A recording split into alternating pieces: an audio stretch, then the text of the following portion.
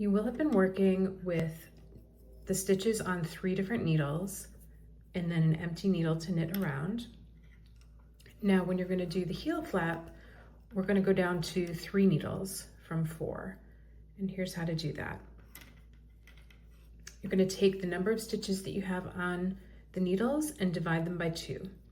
I have 42, so I'm going to take 21 stitches and put them on 1 needle and set it aside.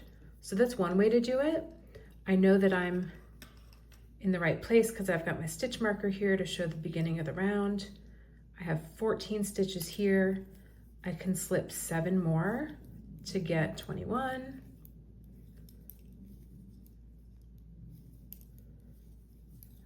Okay, and now I'm not going to be using these. This is the top of the foot. We're going to be working on these 21 stitches to make the heel. Now, you're going to ignore this.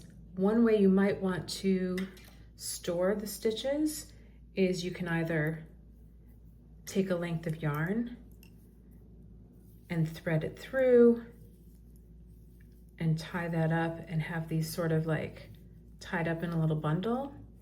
Or if you can get your hands on these, like, it's like an enormous safety pin. There we go. Then you can just leave it like that. And now we're going to be working back and forth on these stitches for the heel.